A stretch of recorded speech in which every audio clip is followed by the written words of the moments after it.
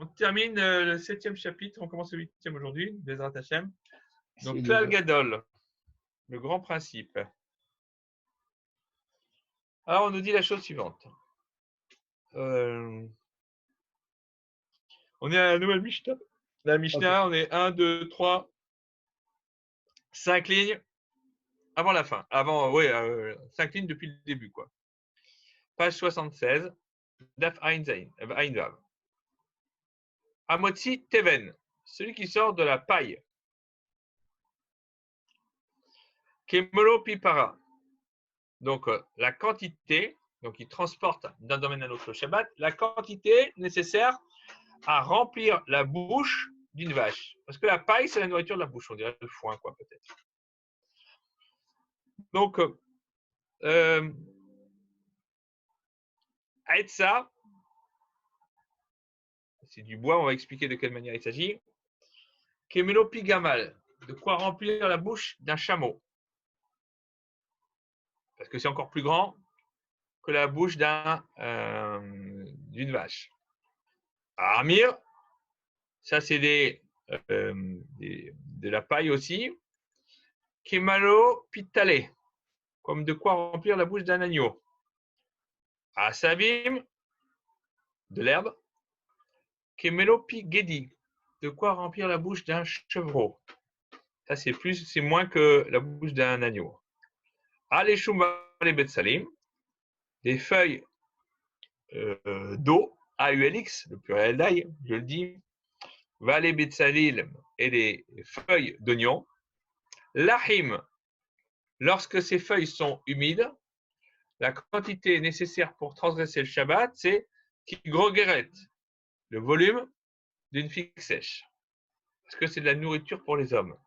Donc, on avait vu que la nourriture pour un homme le Shabbat, c'est Kigrogeret, donc la quantité nécessaire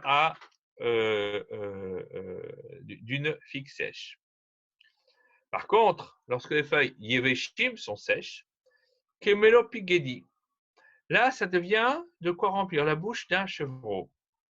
Et qui est moins qu'une figue sèche, parce que des feuilles d'eau et d'oignon séchées, c'est pas de la nourriture pour les hommes, c'est de la nourriture pour les chevaux. Ve'en mistarefim ze'imze. Et une espèce ne s'associe pas à l'autre pour compléter la quantité nécessaire pour avoir transgressé le Shabbat. Et la raison est simple, parce qu'ils ne sont pas équivalents dans leur mesure. Ce que l'on donne à manger à une vache, c'est pas ce qu'on donne à manger à un chevreau. Et donc, si je prends de la nourriture de vache et que je rajoute de la nourriture pour chevreau, je dis ouais, mais il y a de quoi remplir la bouche d'une vache. Ouais, mais c'est pas comme ça que ça fonctionne. Parce que la vache, elle va pas manger la nourriture du chevreau. Donc, on ne peut pas associer les différentes espèces pour être mitztaref.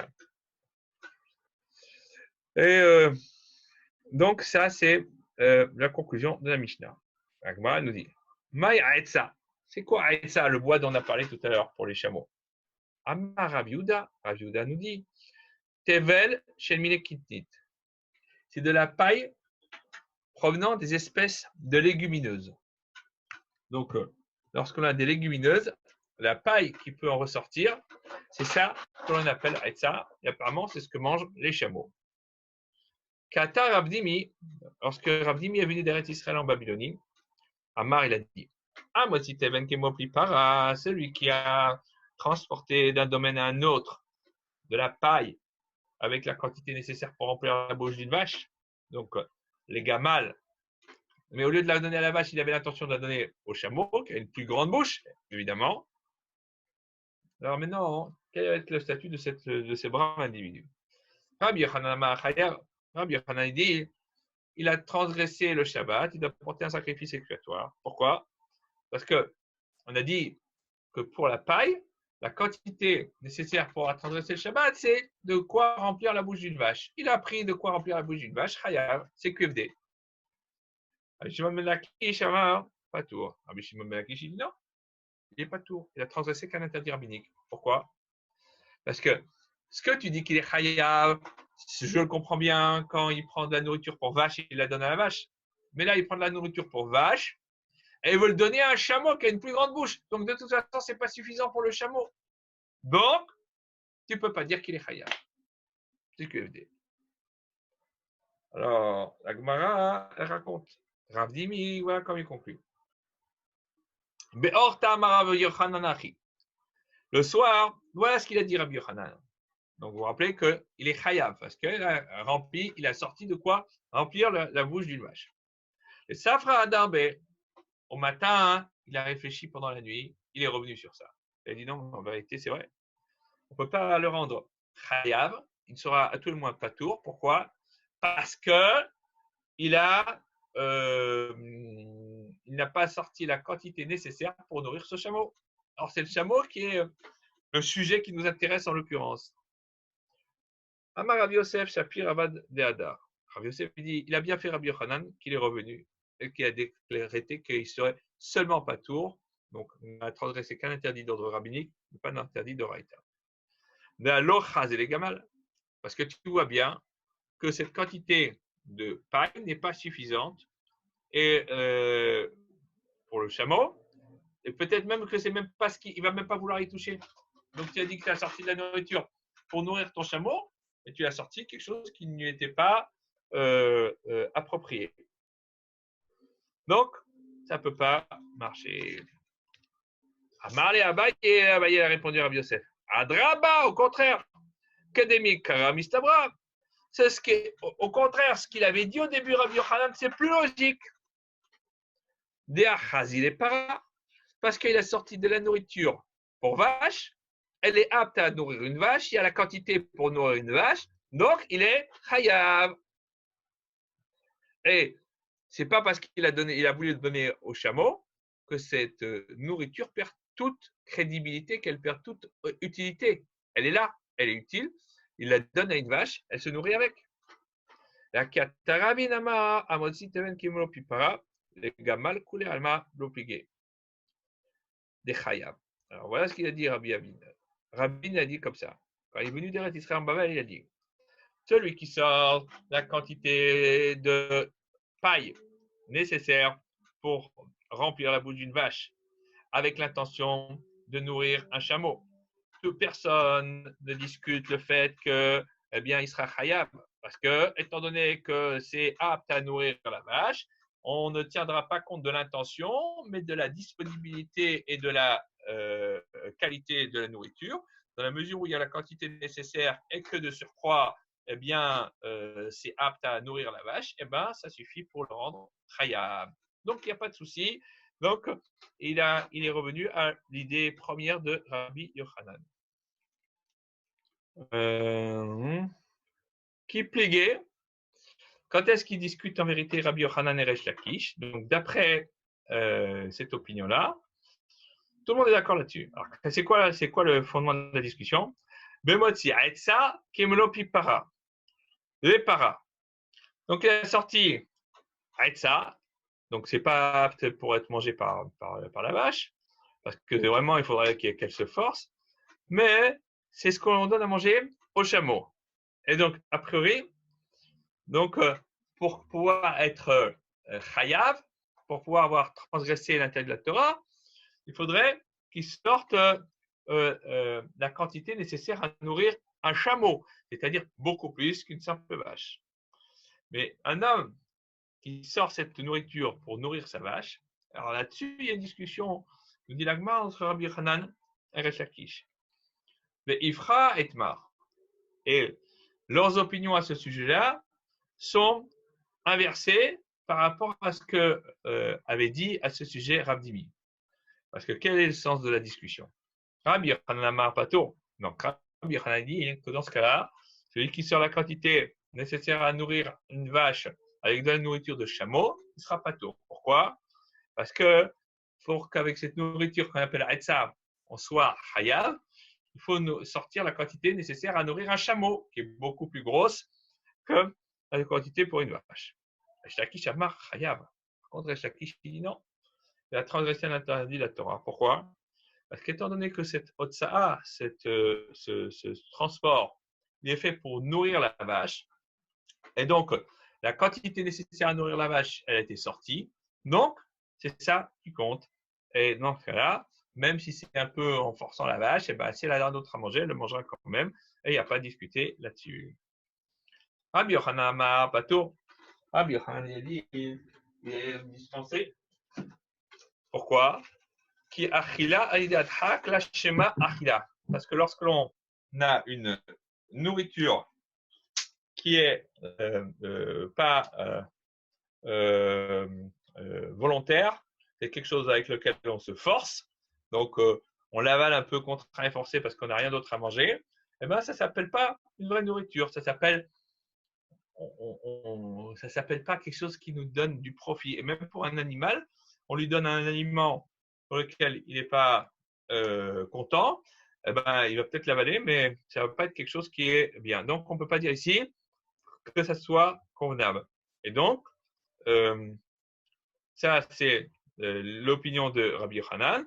Resh Lakish, il dit, eh ben non, Chayav, pourquoi? Parce que Achila l'idée atrak chez Achila. Il dit, ça sera Chayav, pourquoi? Parce que bien qu'il ait fait une consommation qui est forcée, bah, ça s'appelle quand même quelque chose. Il l'a mangé, donc ça l'a nourri. Bah oui, c'est pas terrible, mais c'est comme ça.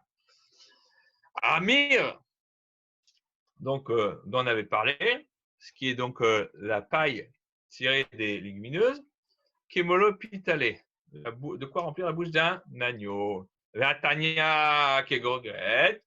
Ah, pourtant une braïta qui dit que pour le Hamir, ce qui est nécessaire pour être Hayab, alors transgresser l'interdit de la Torah, c'est Grogret, c'est-à-dire la quantité d'une figue sèche. Réponse de la Gemara, Idividi, Hachuraou. L'un et l'autre, c'est une seule et même mesure.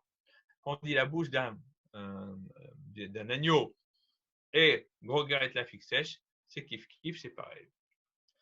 Dans la Mishnah, on dit Aleshum vale betsalim, les feuilles des os et les feuilles des oignons. La chim et Grogret. Lorsqu'ils sont humides, eh bien, la quantité, c'est Grogret, c'est-à-dire comme une figue sèche.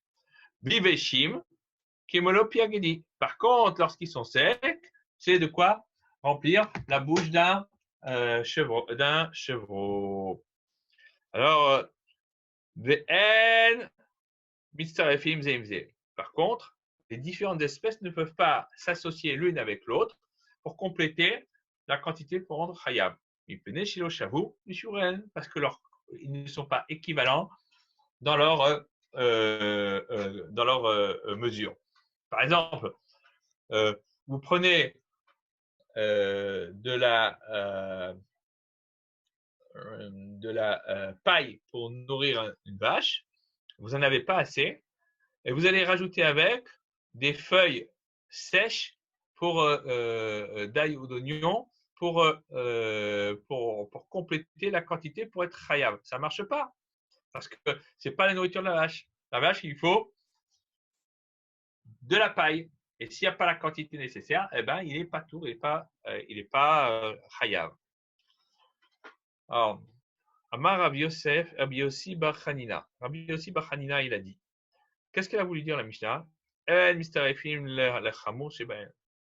les différentes espèces ne s'associent pas pour le plus important d'entre eux, le plus grave. Par exemple, pour quelque chose dont la quantité nécessaire pour la transgression, eh bien, est beaucoup plus importante.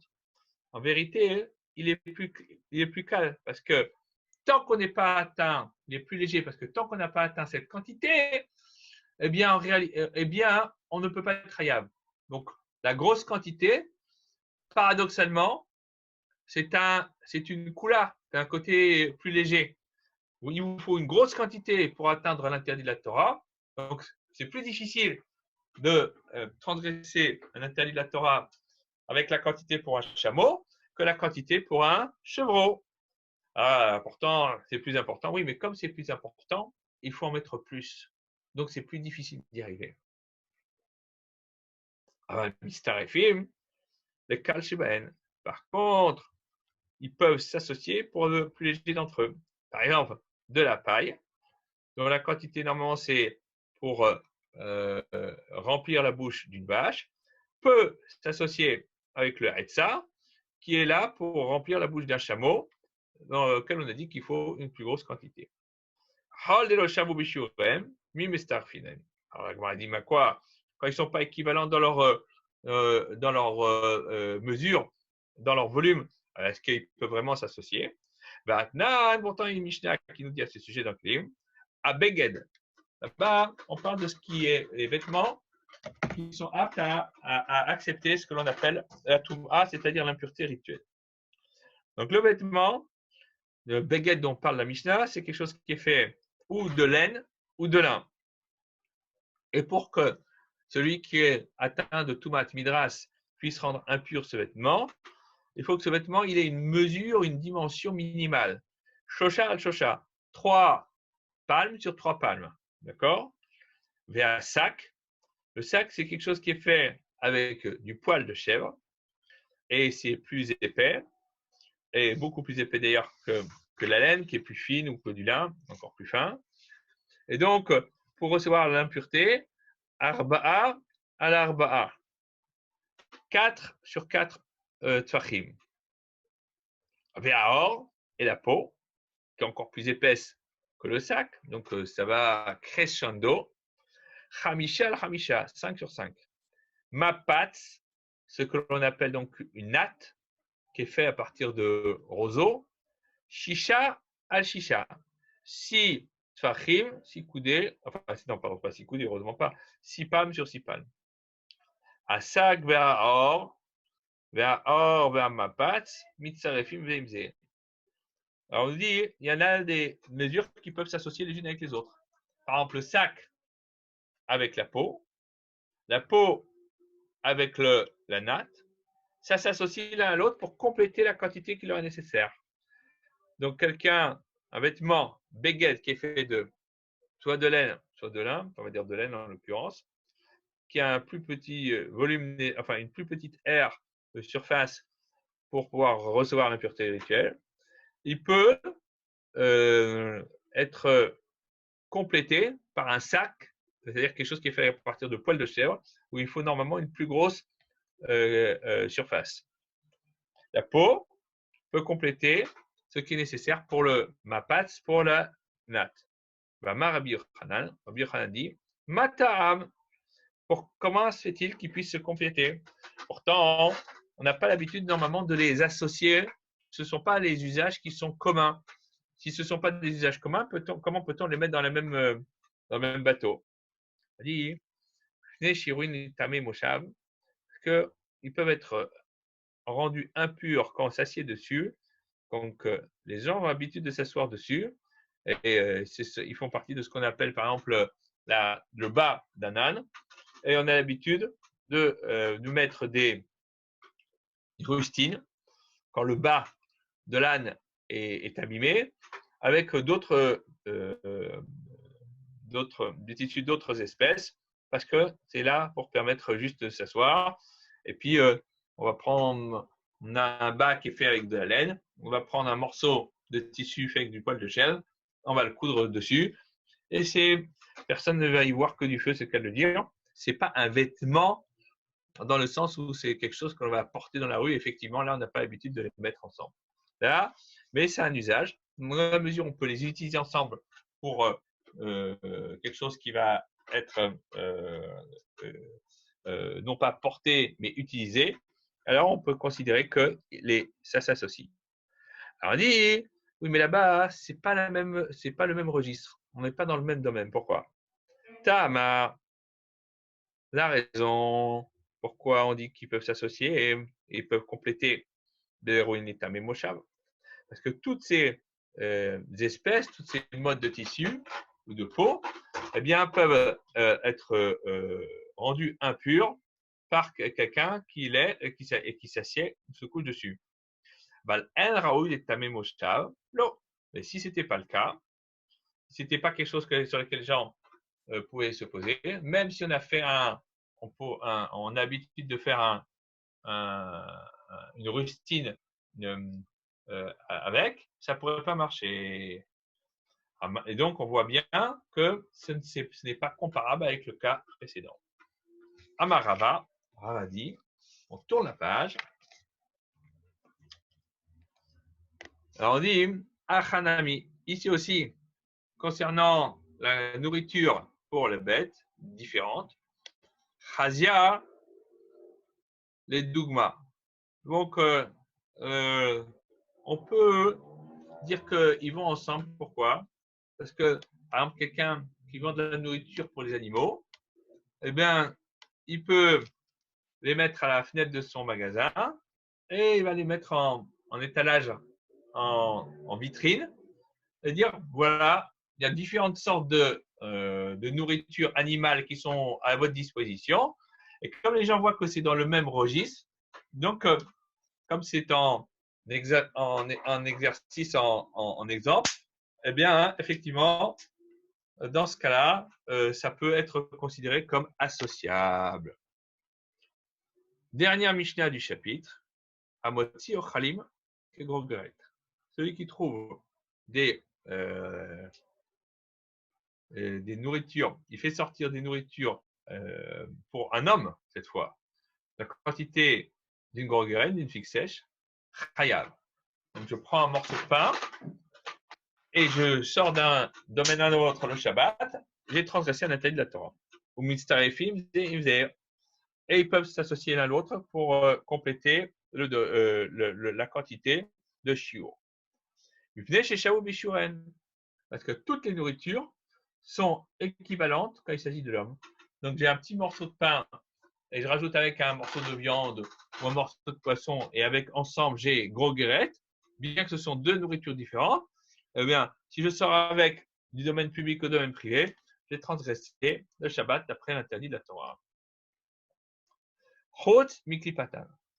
Sauf s'il s'agit des épluchures des nourritures humaines, parce qu'elles ne sont pas aptes à être consommées. Et donc, elles ne peuvent pas compléter le shiur, la quantité, pour avoir transgressé un interdit de la Torah. Le garinéen et leur noyau, ça ne rentre pas aussi en ligne de compte. Les oketcn et leur pédoncule, donc le petit morceau qui relie un fruit à sa branche ou des choses dans ce genre-là. Le souban ou moursanan, c'est-à-dire leur son, le son grossier et le son plus fin. Le son grossier, c'est quand on sépare le grain de blé, par exemple, de sa coquille. Le son plus fin, c'est quand on a moulu avant de moudre la farine, c'est ce qui va rester quand on a fait le tamisage. Tout ça, ça s'appelle du son. Donc, tout ça, on dit ça ne s'associe pas. Rabbi Yehuda dit que toutes les épluchures, eh bien, elles ne s'associent pas avec la quantité nécessaire pour avoir cet interdit de la Torah, comme l'ont dit les maîtres anonymes, sauf les épluchures de lentilles qui sont cuites avec les lentilles elles-mêmes. On considère qu'elles s'associent avec. Agma nous dit, les souban ou moursanan l'omistarefin. Donc, leur son ne s'associe pas avec la farine pour compléter la quantité nécessaire à arriver à gros grain. C'est la question que pose Agma. L'omistarefin, ça ne s'associe pas. Vatnan, pourtant, on enseigne dans une Mishnah, chala. C'est bien qu'on dise que c'est chala parce que c'est pour justement faire le prélèvement de la chala sur la pâte que l'on va consommer. Chameshet, revaim, kemach ve'od. Donc, si on a 5 revaim de farine et plus, donc un peu plus que ça, chayavin bechala. On a l'obligation de prélever la chala. Il faut qu'il y ait une certaine quantité de pâte. Normalement, c'est fait pour être donné au Kohen. Et ça se fait en Eretz Israël à l'époque du Temple. Bien que le Kohen aujourd'hui ne soit pas en état de pureté rituelle, on ne lui donne pas, mais on doit faire ce prélèvement et on doit le brûler ou le jeter après l'avoir soigneusement enveloppé. Et donc, il y a des quantités qui sont prévues par la Torah et les Chachamim. Aujourd'hui, on a la quantité minimale. Et donc, c'est ça qui fait que l'on va prélever la chala. Alors, on nous dit la chose suivante à ce sujet.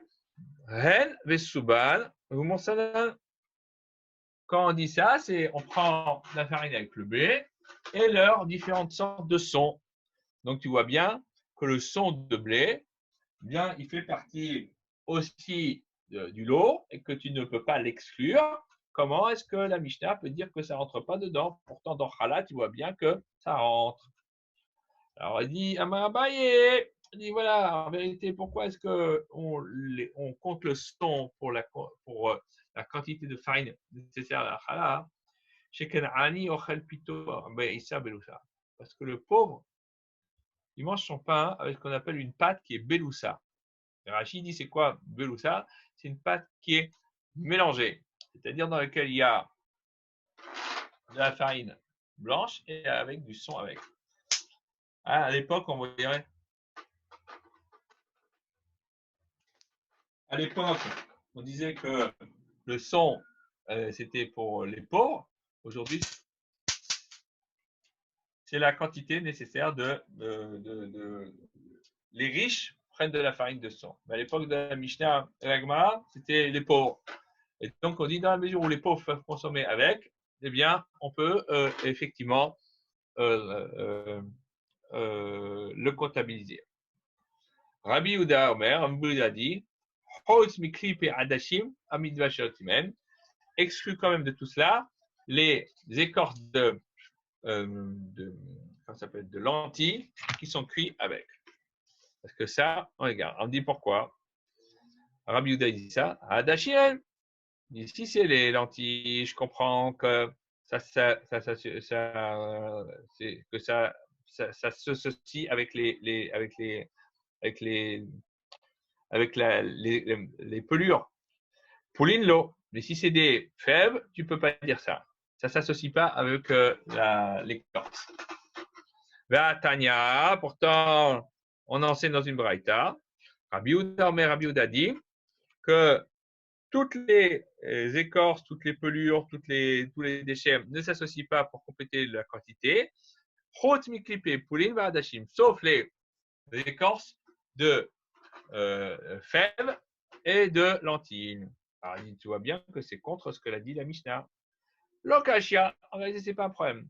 Abehadati, notre braïta, elle parle de fèves et de lentilles qui sont neuves, enfin qui sont fraîches. Et donc, dans ce cas-là, eh bien, que ce soit les écorces des lentilles ou des fèves, eh bien, on peut dire que ça s'associe avec. Pourquoi? Parce que ça se mange. Par contre, quand c'est des sèches, anciennes, notre Mishnah, elle parle de fèves et de lentilles qui ont été séchées ou autrement dans ce cas-là. Et dans ce cas-là, effectivement, eh bien, on peut considérer que pour les lentilles, ça passe, mais que pour les fèves, ça casse. Atike maïta amalo. Quand ils sont anciennes, pourquoi est-ce qu'ils ne pourraient pas garder avec leur écorce? Amar Rabbi Abaou mipne shenir im kizuvin bekara. Pas très sympa. Rabbi Abaou dit parce que les écorces de fèves, quand elles sont vieilles, eh bien, elles noircissent et ça apparaît comme s'il y avait dans le plat des mouches. Et évidemment, à cause de ça, on a voulu éviter cette confusion et c'est la raison pour laquelle on a dit qu'on ne pouvait pas mettre des mouches avec. Alors, on nous dit la chose suivante dans la Mishnah suivante. Amotziyain kede mezigatakos. Celui qui sort dans la rue avec du vin, la quantité nécessaire pour verser un verre, enfin pour couper un verre. N'oublions pas qu'à l'époque de la Mishnah, bien le vin était très fort et très pur. Et donc, il y avait une nécessité de couper le vin pour qu'il soit consommable. Mara dit par ailleurs que c'est un volume de un tiers de vin et 2 tiers d'eau, tellement le vin était puissant, il était tannique, et autrement, c'était imbuvable. Et puis, d'après la Kabbale, on a l'habitude de mettre un peu d'eau, et on va voir pourquoi, pour pouvoir utiliser le vin pour les usages consacrés. Alors, Amotzi Yain, donc d'un domaine à l'autre, il sort le Shabbat du vin. Donc, pour pouvoir avoir transgressé le Shabbat d'après la loi de Torah, c'est des Mezigat Akos. Donc, la quantité de vin que l'on va pouvoir utiliser pour mélanger avec de l'eau pour pouvoir le rendre apte à être bu. Donc, c'est quoi? Khalav, donc la bête, le lait d'une bête pure, donc du lait de vache ou du lait de chèvre. Kedegmira, la quantité pour pouvoir la lécher. Donc, un homme moyen, il va pouvoir un petit peu gober, lécher un petit peu de lait. De vache, le miel. Donc, si je sors du miel d'un domaine à un autre le Shabbat, Kedeliten à la katite, pour pouvoir mettre en quantité suffisante pour l'emplâtre que l'on met sur la plaie, qui sont soit sur le dos du cheval ou sur le dos du chameau pour le guérir. Shemen, celui qui sort une quantité d'huile. Quelle est la source Ever Katan pour pouvoir enduire un petit membre. Donc, Agmara va expliquer de quel petit membre on parle. Et puis, où est-ce que j'en étais? Non. Maïm, l'eau, quelle est la chouf baem et akilor, pour pouvoir étaler avec une pommade que l'on met sur l'œil pour le guérir. Donc, c'est des toutes petites quantités. Ushar kolamashkim, et les autres boissons qui sont aptes, donc berevi'it. C'est ce qu'on appelle un quart de log. Donc, un quart de log, le revi'it, on en parle souvent, notamment pour le kiddush ou pour les 4 couples le soir de Pessah. Il y a aujourd'hui 2 opinions qui sont majoritairement adoptées. Celle de Rabbi Chaim Nae, c'est-à-dire qu'un revi'italogue, un quart de mesure de ce qu'on appelle le log, ça constitue en 8,6 centilitres. Et le Chazonish dit, non, c'est 15,6 centilitres. Donc ça, c'est la mesure la plus sévère pour avoir cette quantité de revi'it pour toutes les boissons. Et kol hashofrin, et toutes les eaux qui sont dégoûtantes et qui ne sont pas aptes à être bues et qu'on déverse, hein, c'est bien ça, shofrin. Revi'it, là aussi, c'est de l'eau un revi'it. Donc par exemple, de l'eau de vaisselle, à l'époque où on n'avait pas tout à l'égout, ou de l'eau, je sais pas, qu'on va utiliser pour laver le linge, eh bien un revi'it, ça suffit pour avoir transgressé le Shabbat d'après le roi de Torah. Rabbi Shimon Omer, Rabbi Shimon n'est pas d'accord, il dit toutes ces boissons, y compris le vin, le lait, le miel, Revit. Lui, il donne une mesure égalitaire, un Revit, ni plus ni moins. Enfin, plus c'est toujours possible, mais pas moins. Et toutes ces mesures ont été données. Et là, les matni'el, qu'à la condition qu'on ait affaire à des liquides que les gens ont l'habitude de cacher, c'est-à-dire de préserver. Donc, on les met parce qu'on considère que ce sont des liquides qui ont de l'importance. Et comme ils ont de l'importance, on les met à l'abri. Et donc, si on sort avec ces quantités définies le Shabbat, on aura transgressé le Shabbat. Mais s'ils ne sont pas d'importance, alors ça ne vaut rien. Donc, si ça ne vaut rien, on ne peut pas dire que c'était une transgression de la Torah. La Gemara, elle continue, elle dit Tana, on enseigne du Braïta, Kedem Mezikat Kos Yafé, afin de pouvoir couper un beau verre. C'est quoi le beau verre? Maï Kos Yafé, c'est quoi le beau verre? Kos Shel Bracha, un verre de Bracha. On a normalement l'usage que quand il y a, le Birkat Amazon, on prend un verre de vin beau, et en vérité, il est beau parce que les Khamim, les sages, ils ont décidé qu'il fallait l'embellir. On va dire il faut le laver, il faut l'entourer, etc. Il y a plusieurs catégories qui ont été données.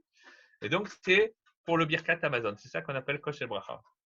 Amar Rav Nachman, Amar Rabba Baravoua. Rav Nachman a dit au nom de Rabba Baravoua, Kosh el bracha, shebo kede rova revi'it. Un verre que l'on utilise pour le Birkat Amazon, il faut qu'il y ait donc le quart du revi'it, c'est-à-dire le fameux revi'it à log, le quart du log dont on a parlé. Kede shimzegenu, afin qu'on puisse le couper.